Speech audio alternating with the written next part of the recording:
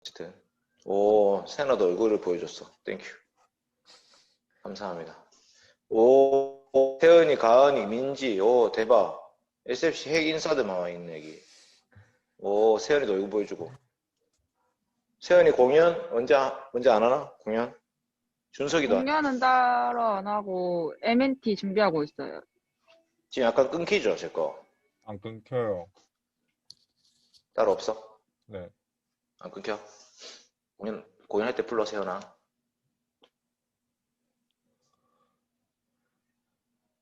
가은이, 민지, 준석이, 오케이. 좋다, 좋다. 하나,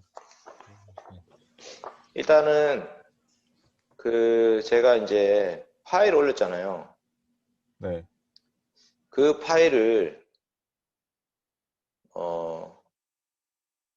공유를 하는 게 좋겠나? 일단은, 제가 강의를 일방적으로 한번, 오케이. 근데 소원이 뭐 1년차 아니니까 뭐, 빨리 합시다, 그렇게. 예, 이렇게 빨리 하면 될 것 같아요. 아니, 그러니까 이제 이게, 그 강의안이 뭐 약간 가이드라인이고, 제가 일단 일방적으로 강의를 하고, 필요한 내용이 있으면, 그거를 나중에 한번 보세요. 알겠죠? 기도하고 시작하겠습니다. 기도합시다. 하나님 고맙습니다. 성경 중심에 대해서 배웁니다. 우리 신앙의 선배들, 특별히 종교개혁자들이 하나님 말씀을 통해서 교회를 개혁했습니다. 하나님, 제 SFC 운동원들도 하나님 말씀 더 사랑하는 자들로 세워주시고, 말씀을 사랑하는 것이 율법주의가 되지 않도록 저희를 지켜주시옵소서. 예수님의 이름으로 기도드립니다. 아멘. 여러분, 성경이라고 하는 것을 성경이 가르쳐요. 자, 방금 들었어요? 성경에 대해서 성경 말씀이 스스로 증거하는 구절들이 있어요. 가장 유명한 게 뭐죠? 하나님 말씀은 살았고 운동력이 있어 좌우에 날선 어떤 검보다도 예리하고 홍과 영과 및 관절과 골수를 찔러 쪼개기까지 하는, 또 마음의 생각과 뜻을 감찰한다. 히브리서 4장 10절 말씀이죠. 예, 그거 기억하시면 좋겠고, 디모데후서 3장에도 나오죠. 네가 어려서부터 성경을 알았나니 성경은 능히 너를 하여금 구원에 이르는 지혜가 있게 하느니라 라는 말씀. 디모데후서. 그래서 모든 성경은 하나님의 감동으로 된 것으로 교훈과 책망과 바르게 함과 의로 교육하게 유익하니 하면서 하나님의 사람을 온전하게 하느니라 라는 말씀이 있는데, 디모데후서 3장. 근데 오늘은 이제 그런 말씀들 말고 요한복음 5장 39절을 볼 거예요. 요한복음 5장 39절 제가 읽어드리겠습니다. 너희가 성경에서 영생을 얻는 줄 생각하고 성경을 연구하거니와 이 성경이 곧 내게 대하여 증언하는 것이니라. 성경을 읽는 목적이 뭐냐면 영생이다 라는 것을 기억하십시오. 영생. 성경의 기록 목적이 영생입니다. 여러분, 성경을 가지고 역사를 증명하려는 사람이 있습니다. 역사. 성경에 기록된 모든 족보들을 모아가지고 지구는 6,000년 됐다라는 이 역사를 증명하려고 하는 사람이 있는데, 성경의 목적이 아닙니다. 여러분. 성경의 목적은 그 역사를 가르치는 게 목적이 아니에요. 성경을 보면서 옛날에 아수르가 바벨론에 멸망했고, 바벨론이 페르시아에 멸망했고, 페르시아는 헬라에 멸망했고, 헬라는 로마에 멸망했구나 라고 성경을 읽는다면 성경의 목적이 아니에요. 물론 성경에 그런 내용이 나옵니다, 여러분. 다니엘서나 이런 데 보면 나와요. 근데 목적이 아니에요. 그래서 우리가 성경을 목적에 따라 읽어야 되거든요. 성경을 읽으면서 이 성경을 기록해 주신 목적이 뭘까? 근데 성경의 목적은, 가장 중요한 목적이 영생이라는 것입니다. 영생. 근데 문제는 영생에 대한 오해가 있는 거예요. 영생이 뭐냐 했을 때 사람들이 영생에 대해서 그저 영원히 사는 것 이렇게 생각하는데, 그저 영원히 사는 것은 영생이 아닙니다. 여러분, 천국이 왜 천국일까요? 천국에 맛있는 게 많아서 천국일까? 천국이 천국이 되는 이유는요, 하나님이 계시기 때문이에요. 하나님과 우리 주 예수 그리스도가 계시기 때문에 천국이 천국이 되는 거지, 천국에 아무리 맛있는 게 많아도, 아무리 재밌는 게 많고 게임이 많고 뭐 볼링이 있고 뭐 도명이 174점 어쨌든 그런 게 있어도 그 천국이 아니에요. 그런 천국이 아니라 하나님이 계신 곳이 천국이다. 영생은 뭐냐? 그냥 영원히 사는 것이 아니라 영생의 주인이 되신 하나님과 예수 그리스도를 아는 것. 요한복음 17장 3절이 그렇게 말씀하고 있어요. 요한복음 17장 3절. 영생은 곧 유일하신 참 하나님과 그가 보내신 자 예수 그리스도를 아는 것입니다. 그러니까 하나님을 아는 게 영생이고요. 그 하나님을 알기 위해서 성경을 읽는 거예요. 유대인들도 성경 열심히 읽었습니다. 근데 하나님을 알지 못했어요. 예수님을 알지 못했거든요. 예수님을 십자가에 못 박으라고 외쳤던 사람들이 유대인들이에요. 그 사람들은 성경을 열심히 연구했지만 예수님을 경배하지 않습니다. 예수님 베들레헴 태어났을 때 동방박사들이 헤롯 왕궁에 가가지고 왕으로 나실 리가 어디 계십니까? 물으니까 그 헤롯 왕궁에 서기관들이 있었어요. 서기관. 성경을 필사하는 사람들. 그래서 그 사람들이 베들레헴입니다. 이렇게 얘기를 해줘요. 미가서 5장 2절에 보면 베들레헴 에브라다야 너는 유다 고을 중에 가장 작지 아니하도다 하면서 베들레헴이 태어납니다. 라고 말을 해줬어요. 동방박사들은 이방인들이죠.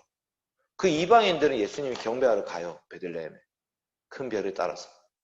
근데 서기관들, 성경을 잘 알고 있는 서기관들 어떻게 하죠? 갑니까? 안 가죠. 예수님이 태어난 걸 알고는 있지만 성경을 알고는 있지만 예수님 믿지 않습니다. 예수님께 경배하지 않습니다. 이게 놀라운 차이죠. 그래서 예수님 시대의 제사장들, 서기관들, 바리새인들, 율법사들 이런 사람들은 성경을 정말 잘 알고 있는 사람들이지만 예수님 믿지 않는 사람들이죠.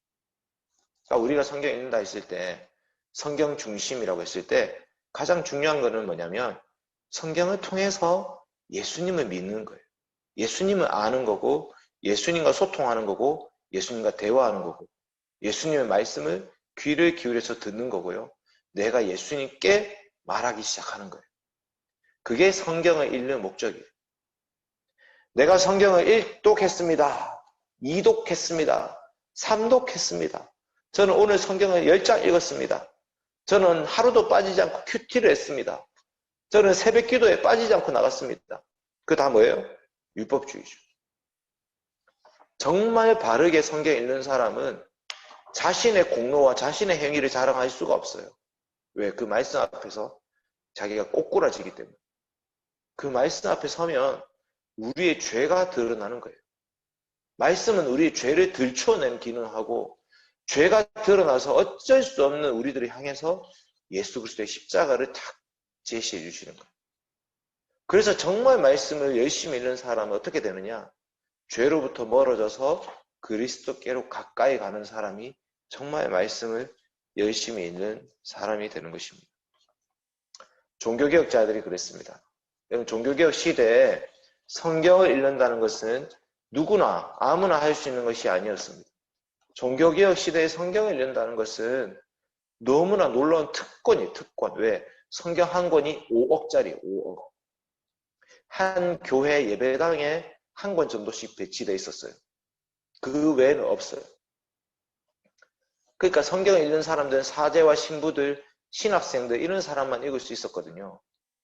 그러면 사제와 신부들이 성경을 해석해가지고 성도들한테 잘 가르쳐 줘야 되는데 성도들은 모르니까 사제와 신부들이 가르쳐 준 대로 믿을 수밖에 없단 말이에요.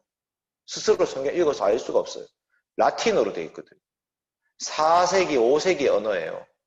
그 라틴어는 사언어야. 사람들이 쓰지 않는 언어예요. 성경에 그렇게 써 있으니까 읽을 수가 있나? 무슨 말인지 알 수가 있나? 모르니까 어떻게 되느냐? 사제들이 가르쳐 준 대로만 믿는단 말이에요.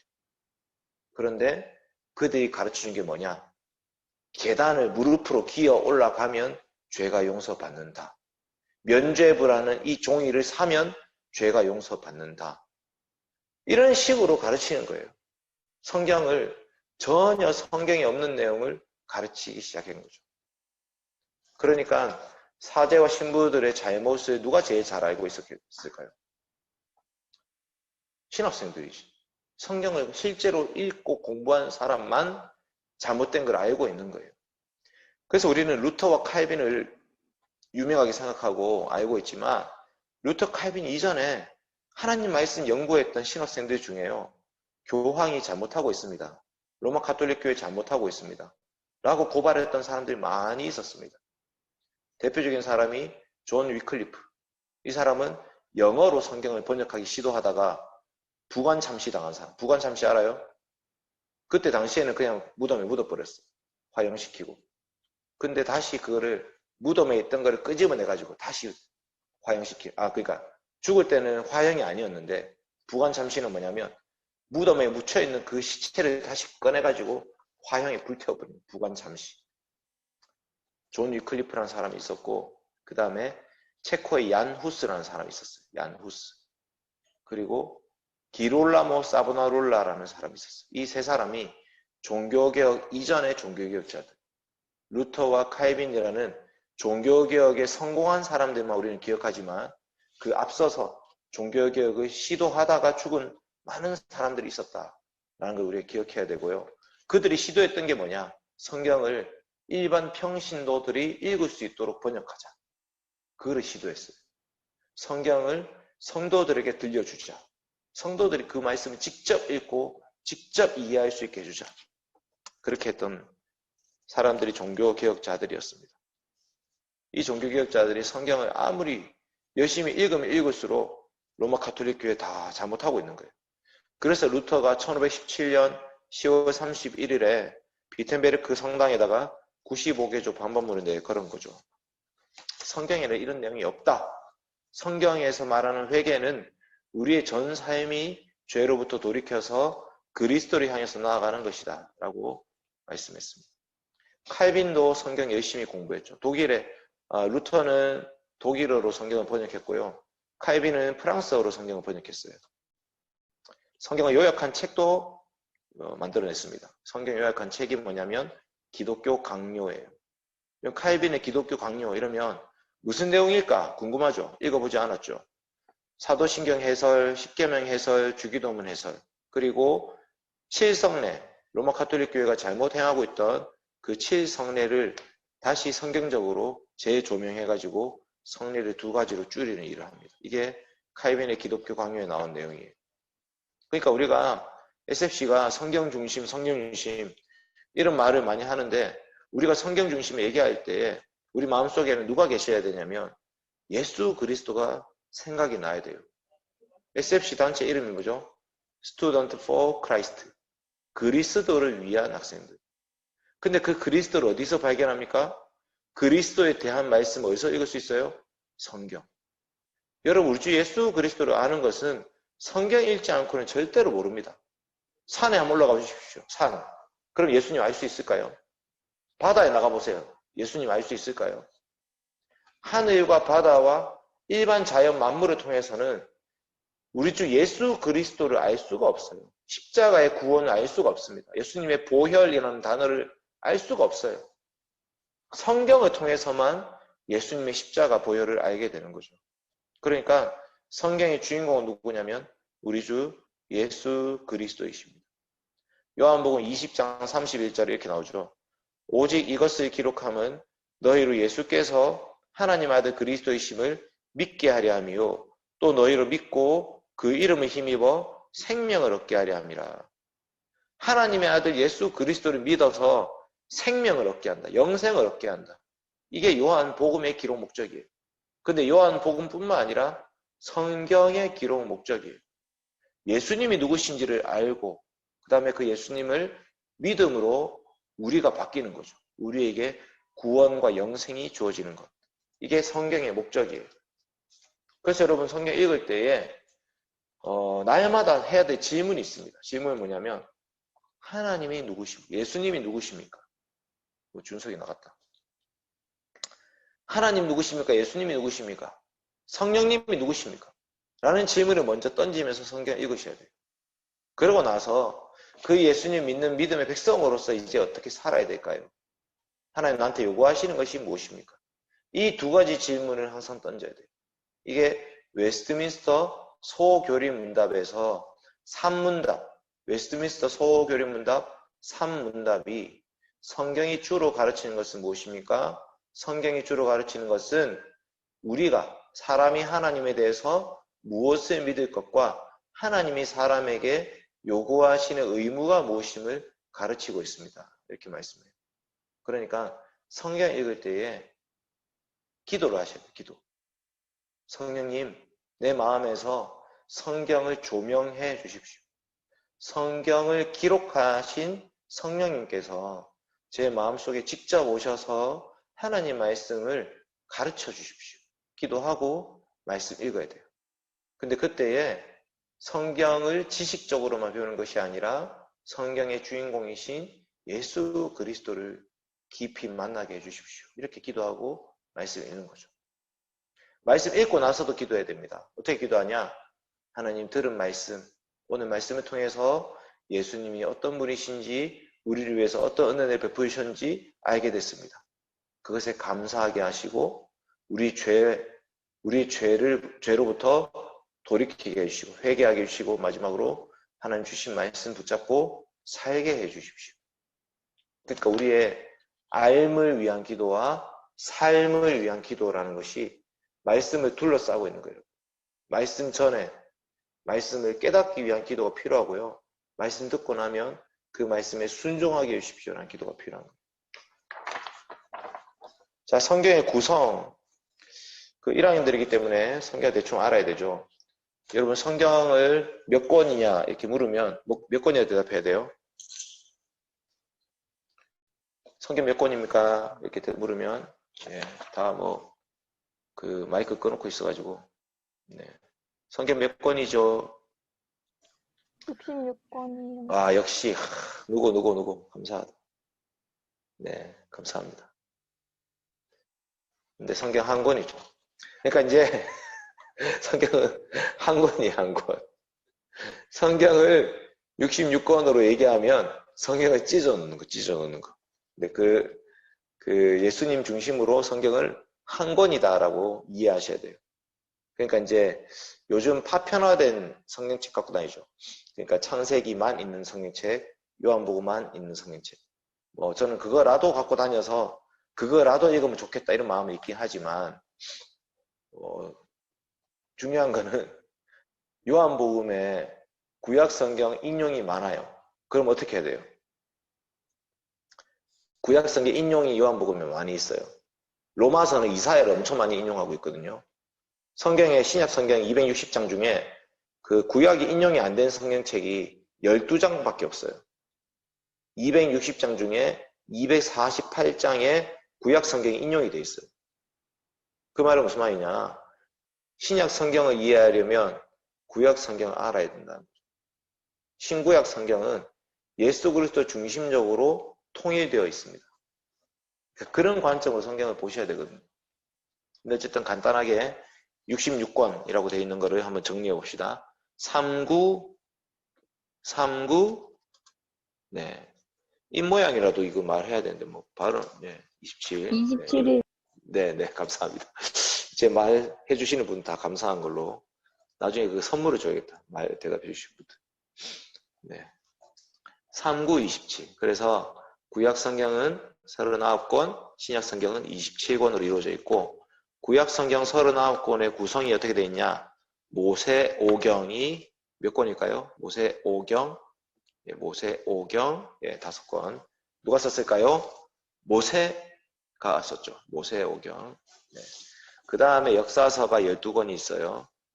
여호수아, 사사기, 룻기, 사무엘 상하, 열왕기 상하, 역대 상하, 에스라, 느헤미야, 에스더 이렇게 역사서가 쭉 나오고 그 다음에 시가서라고 있어요. 시가서. 그러니까 역사서는 인물 중심으로 되어 있고 시가서는 시로 되어 있어요. 시, 운문으로 되어 있어요. 히브리어를 읽으면 운문체. 그러니까 문장이 주어, 동사, 목적어 이런 식으로 끊기지 않고 이게 문장 구조가 이상해요. 이해하기 좀 어려워요. 근데 어쨌든 시로 되어 있는데 욥시 잠전하. 알죠? 욥기 시편, 잠언 전도와 가서 욥시 잠전하.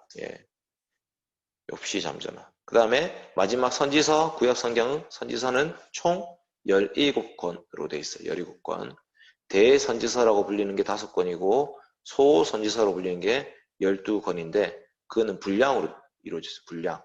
분량이 많으면 대선지서. 그러니까 선지자가 막 키가 크고 이래서 대선지자가 아니고 그냥 책을 많이 썼구나, 두껍게. 그러면은 대선지서가 되고 책이 좀 얇으면 소선지서가 돼요.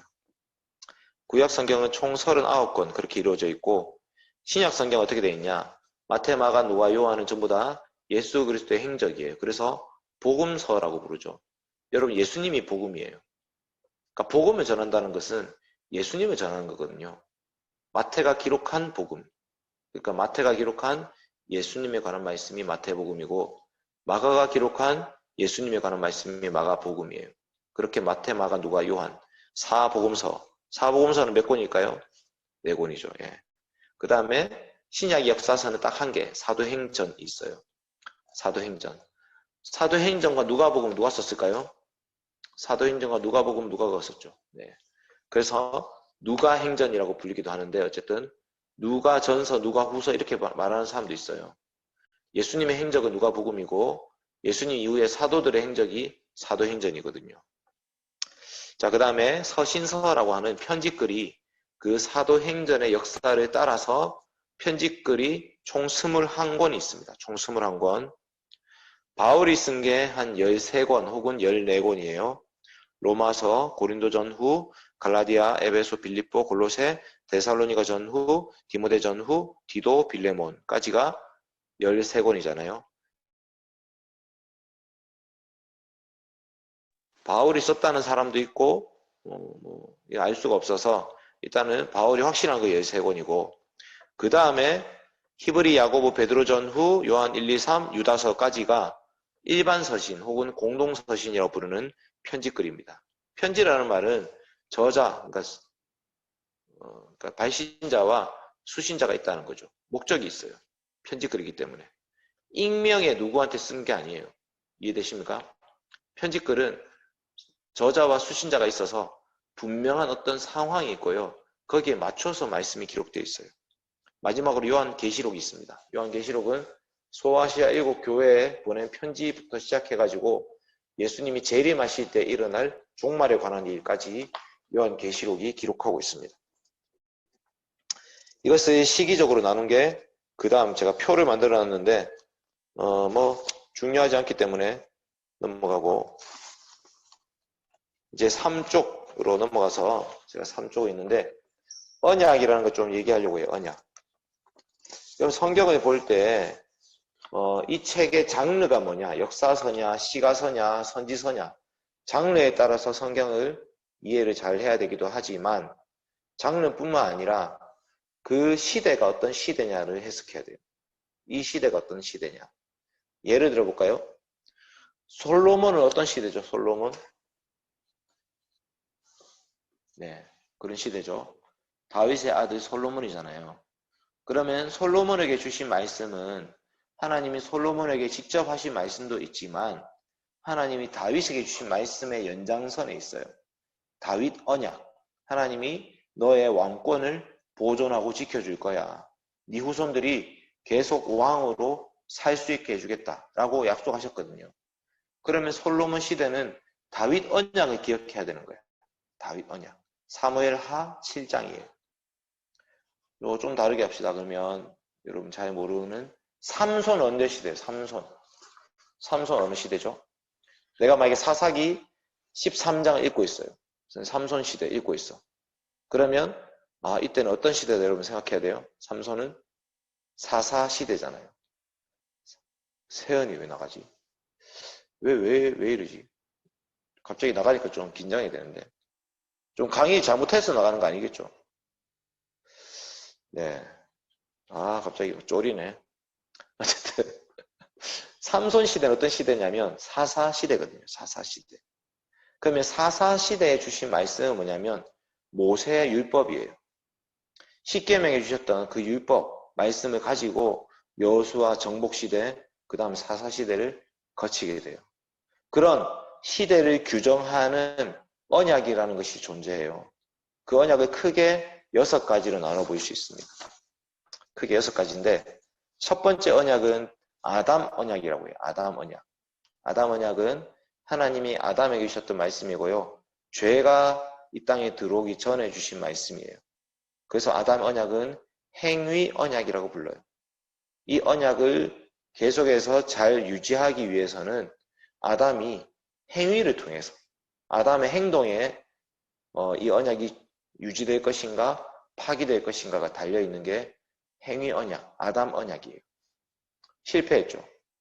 실패하고 나서 그 다음 5가지 언약은 전부 다 은혜 언약이라고 불러요. 은혜 언약. 은혜 언약은 뭐냐면 하나님이 일방적으로 죄 가운데 있는 사람들을 향해서 은혜로 베푸르신 언약이에요. 근데 은혜의 핵심은 예수 그리스도이시거든요. 그러니까 그 뒤에 있는 5가지 언약들의 언약의 머리는 누구냐면 예수님이에요. 예수님. 노아 언약, 노아를 대표로 언약을 맺지만 노아를 통해서 예수 그리스도 언약을 맺는 거예요. 아브라함 언약, 아브라함이 언약의 머리로서 언약을 맺지만 아브라함 후손들이 아브라함 후손으로 오신 예수 그리스도 통해서 아브라함 언약이 이루어져요. 모세 언약, 새 모세로 오신 예수 그리스도, 다윗 언약, 새 왕으로 오신 예수 그리스도, 참 왕으로 오신 예수 그리스도. 그러니까 이제 노아, 아브라함, 모세, 다윗, 새 언약 이렇게 5가지 언약은 전부 다 머리가 누구냐면 예수님이신 거죠. 그래서 은혜 언약이라고 부릅니다. 어쨌든 노아 언약의 핵심은 뭐냐? 내가 다시는 물로 세상을 심판하지 않겠다. 무지개를 주셨죠. 그래서 노아 언약의 보존 언약이 부르는데요. 바벨탑 사건 한번 생각해 보세요. 노아 언약 시대입니다. 바벨탑, 홍수로 심판 안 하세요. 그래서 뭘로 심판하시죠? 언어를 흩으시죠. 준석이 나갔네. 이렇게 한 번씩 나가는 건가? 아, 저도 나가야 되나? 어쨌든. 네, 이게 뭐, 긴장도 되고 막, 예, 이게 쉽지 않네. 나감 이런 거 표시 안 뜨게 할 수 없나. 어쨌든. 그러면 아브라함 언약, 보세요. 아브라함 언약. 아브라함 언약은 족장 언약인데, 아브라함, 이삭, 야곱, 요셉 이렇게 이어지는 언약이에요. 하나님이 땅과 씨와 복을 주겠다. 가나안 땅을 너한테 주겠다. 네 씨가 계속 이어지게 해주겠다. 그리고 너를 복의 근원이 되게 해주겠다. 이렇게 말씀하셨어요. 그러면 그때부터 아브라함의 후손들은 땅, 씨, 복이로 대표되는 아브라함 언약을 이어받는 사람들이야. 여러분, 에서가 잘못한 게 뭐냐면 장자권을 경홀히 여겼어요. 장자권은 뭐냐면 이 언약을 이어받는 사람이에요. 아브라함 언약이 누구한테 이어집니까? 이삭에게 이어지죠. 이삭 언약이 누구한테 이어져요? 야곱에게 이어지죠. 원래는 에서가 받아야 되는데 에서가 그 장자권을 귀하게 여기지 않았어요. 경홀히 여겼죠. 그러니까 야곱한테 가버리는 거야. 그리고 요셉의 형들도 언약을 귀하게 여기지 않았어요. 그래서 누구한테 가냐? 요셉한테 가요. 그래서 요셉의 아들 에브라임과 므낫세가 장자 지파가 됩니다. 에브라임이 장자예요. 역대상 5장에 보면 르우벤이 장자였지만 르우벤은 서모 비라와 통간했어요.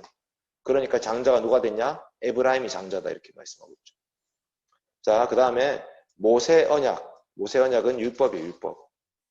하나님께서 이스라엘 백성들을 시내산에서 언약을 체결하시면서 십계명 말씀을 주셨잖아요. 그리고 십계명 말씀뿐만 아니라 수많은 율법의 말씀을 주셨어요. 그 율법들이 전부 다 요약하면 십계명이에요. 그래서 모세 언약에서 기억해야 될 거는 율법의 말씀. 이거를 좀 이렇게 볼 수 있습니다. 여러분, 입법부, 사법부, 행정부가 있어요. 삼권 분립이죠. 성경이 그렇게 돼 있어요. 삼권 분립이에요. 모세 오경 중에 특별히 율법과 관련된 출애굽기, 레위기, 신명기는요. 마치 입법부와 같은 기능을 해요. 하나님 나라의 법도를 가르쳐 주잖아요. 그러면 역사서는 뭐가 되죠? 역사서는 행정부가 되죠. 그 법대로 역사가 진행이 돼요. 선지자들은 뭘 하죠? 그렇게 살지 않는 이스라엘 향해서 심판을 선포하죠. 사법부적인 기능을 하죠. 입법과 행정과 사법이라는 기능이 성경 안에서 발휘되고 있는 걸 보게 되죠, 우리가. 그래서 모세 오경 율법을 모르면 역사가 이해가 안 돼요. 율법을 알아야 역사가 이해가 돼요. 아, 하나님은 이 율법의 말씀대로 역사를 이끌어 가시는 분이시구나. 그렇게 이해하셔야 되고, 선지자들의 심판도 마찬가지죠. 선지자들이 자기 마음대로 심판하지 않습니다. 말씀의 원리대로 심판하는 거죠. 그러니까 율법을 모르면 구약을 이해할 수가 없습니다. 그 다음에 이제 언약이 다윗 언약이라고 하는 건데 왕권 언약이에요. 하나님께서 다윗에게 네 후손들이 계속해서 왕위를 이어받을 거야. 그래서 남유다 시대에 보면 아달랴라는 시대가 있어요. 아하시아 왕자가 죽이고 나서 아달랴가 통치하는데 요아스가 뭐 태어난 지 3달인가 6달인가 5달인가 하여튼 완전 갓난 아기를 안고 그 고모하고 고모부가 키워요. 제사장이거든요. 근데 그 요아스 왕자를 7년 동안 키워가지고 왕위에 다시 등극시켜요. 남유다는 왕조가 바뀐 적이 한 번도 없습니다. 남유다는 계속 다윗 왕가가 이어져요. 북이스라엘은 왕조가 10번이나 바뀝니다. 왕은 20명인데 왕조가 10개야. 계속 반역과 반역과 반역이 일어나는 거죠. 근데 남유다는 왕조가 한 번도 안 바뀌어요. 계속해서 다윗의 후손이 왕위를 이어가게 되는 거죠. 그 다음에 바벨론 포로로 끌려갔다가 에스겔, 예레미야 이런 시대에 하나님께서 에스겔과 예레미야에게 새 언약 약속을 주셨어요. 새 언약. 그게 뭐냐면 이제는 말씀을 돌판에 기록한 게 아니라 너희 마음에 기록해 주겠다. 성령님께서 내가 영을 보내주겠다. 그 영, 새 영을 너희에게 주고 새 마음을 너희에게 줘서 말씀이 너희 마음에 기록되게 해주겠다. 이런 말씀을 하시는 게 에스겔 36장, 예레미야 31장. 이게 새 언약 약속인데 예수님이 뭐라고 말씀하셨냐면 성찬을 제정하실 때에 이 잔은 내 피로 세우는 새 언약이다 이렇게 말씀하셨어요. 그러니까 예수님이 이 새 언약 약속을 성취하는 분으로 오셨다 이렇게 볼 수 있는 거죠. 그래서 예수님이 마지막 이 언약의 완성이신 예수님이 언약을 완전히 다 성취하신 분으로 오셨고 이제 예수님 이후로 사도들은 그 예수 그리스도를 증거하는 자로 살게 되죠. 우리는 예수님을 만졌고 보았고 귀로 들었고 그 예수님과 직접 살았던 사람들이니까 예수님을 증거하는 것이 사도들의 행적이고 그래서 사도들이 복음서에서 예수 그리스도를 계속 증거합니다. 예수님이 누구시냐? 그래서 우리가 예수님 믿는다면 어떻게 살아야 되느냐? 교회의 모든 문제를 예수님을 통해서 해결하려고 해요. 고린도 교회 문제가 많았잖아요. 그 고린도에 십자가라는 말씀이 엄청 많이 나와요. 십자가로 고린도 교회의 문제를 해결해요. 유대인과 이방인으로 나뉘어져 있던 에베소 교회의 문제도 예수 그리스도로 해결합니다. 그리스도의 피로 너희들이 한 몸이 되었다. 이렇게 얘기하면서 예수님의 십자가를 통해서 에베소 교회의 분열을 해결하고요. 그 다음에 갈라디아 교회도 문제가 있었잖아요. 갈라디아 교회는 행함이라는 문제가 있었어요. 믿음과 행함의 차이. 근데 믿음과 행함의 차이 때문에 행함으로 구원받는 자들을 향해서 예수 그리스도의 믿음으로 구원받는 것. 그거를 딱 설교하죠. 그러니까 서신서를 한번 잘 연구해 보면 서신서마다 예수 그리스도의 십자가와 죽음과 부활 그 복음으로 말미암아 교회 문제를 해결해 가는 것을 볼 수가 있습니다. 마지막 요한계시록도 마찬가지죠. 요한계시록의 주인공이 누구예요? 어린 양이시죠. 어린 양 예수 그리스도. 요한계시록의 주인공 예수님이십니다.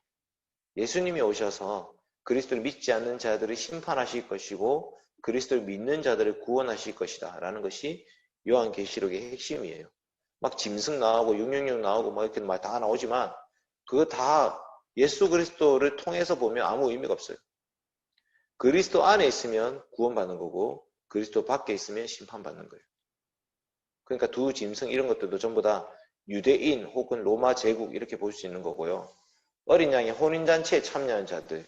그래서 마지막에 주님의 재림 때에 종말 때에 하늘로부터 거룩한 성 새 예루살렘이 내려오는데 어린 양의 신부다 이렇게 얘기해요. 교회죠, 교회. 어린 양의 신부. 예수 그리스도의 신부된 교회를 얘기하는 거죠. 그래서 마지막 종말은요. 교회를 통해서 구원이 이루어진다 이렇게 마치고는 그것이 성경 전체 스토리입니다. 이제 끝났어요. 거의 끝. 몇 분 했노? 와, 35분 만에 성경 이야기 다 했습니다. 그래서 이게 성경 중심인데 어쨌든 저는 지금 뭘 했냐면 내비게이션 같은 역할을 한 거예요. 큰 지도 하나 보여주고 여기 가면 뭐가 있고 저기 가면 뭐가 있고 이렇게 한번 지도를 훑어준 거고요. 이제 여러분이 해야 될 일은 뭐냐면 그 맵을 가지고 실제로 그 동네로 들어가서 골목골목 그 맛집을 찾아가 보셔야 돼요. 이제 성경을 실제로 읽으면서 성경을 보는 관점으로 아, 예수님 중심으로 성경 읽는 게 뭘까? 그 다음에 이런 시대는 어떤 시대일까? 이 성경은 어떤 장르일까?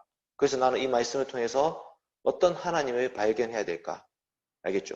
그래서 이제부터는 여러분이 큐티를 하든 성경을 읽으면서 궁금증을 가져야 돼요. 기도하면서. 성령님 도와주십시오. 말씀 이해하게 해주십시오. 그래서 이제부터 여러분에게 주어진 거는 SFC 운동원이니까 성경을 읽자. 성경을 펼쳐야 하늘이 열린다. 라는 것을 기억하세요. 기도가 마칠까요? 혹시 질문 있습니까?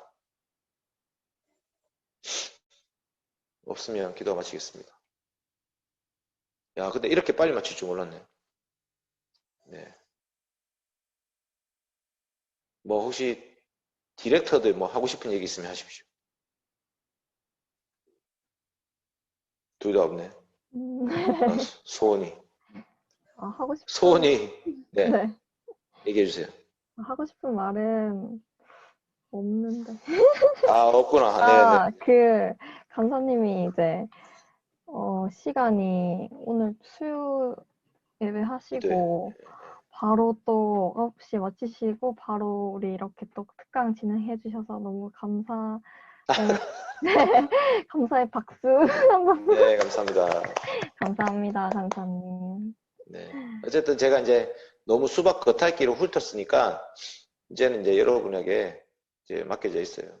실제로 한번 성경 읽으면서 제 전화번호 010-3911-6236 언제든지 전화하세요. 새벽 1시, 2시 뭐 다 받습니다. 저는 카톡에 성경 구절에 대한 질문이 넘쳐나요. 넘쳐나 진짜. 매일매일 한 10통씩 와요. 그럼 제가 그 맨날 일일이 답을 해주면서 저도 공부하고 배워요. 그러니까 이제 여러분이 성경 읽다가 궁금한 거 뭐든지 괜찮으니까 진짜 언제든지 연락하시고 저 카톡 친구 다 돼 있겠죠? 같이. 네. 이거 뭐 채팅창에 써야겠다. 제 전화번호 쓰겠습니다. 다 알겠지 뭐. 할게요. 하나님 아버지 감사합니다. 하나님 말씀을 통해서 우리에게 하나님 가르쳐 주셔서 감사합니다. 하나님 그런데 이 말씀을 선물로 받았지만 저희들 성경을 너무 모르고 성경 읽지 않고 살고 있습니다. 그러면서 하나님 믿는다고 얘기하고 하나님의 백성이라고 얘기하고 있습니다. 주님 용서하여 주시옵소서. 우리 SFC 운동원들 SFC라는 단체에 소속되어서 살아가는 이 시간 동안 하나님 말씀 가까이 하면서 말씀과 함께 살아가는 삶이 어떤 삶인지 맛볼 수 있도록 도와주시옵소서. 우리의 삶이 정말 분주하고 바쁘지만 말씀 없이는 하나님 자녀로 살 수가 없고 말씀이 없이는 예수님의 십자가가 무엇인지 깨달을 수가 없습니다. 그리스도의 은혜가 무엇인지 누릴 수가 없습니다. 하나님 말씀 통해서 더 깊이 주님과 만나게 하시고 주님과 대화하게 하시고 정말 주님 기뻐하시는 삶을 저희들이 살아갈 수 있도록 날마다 도와주시옵소서. 감사드리며 예수님의 이름으로 기도드립니다. 아멘. 감사합니다. 안녕. 감사합니다.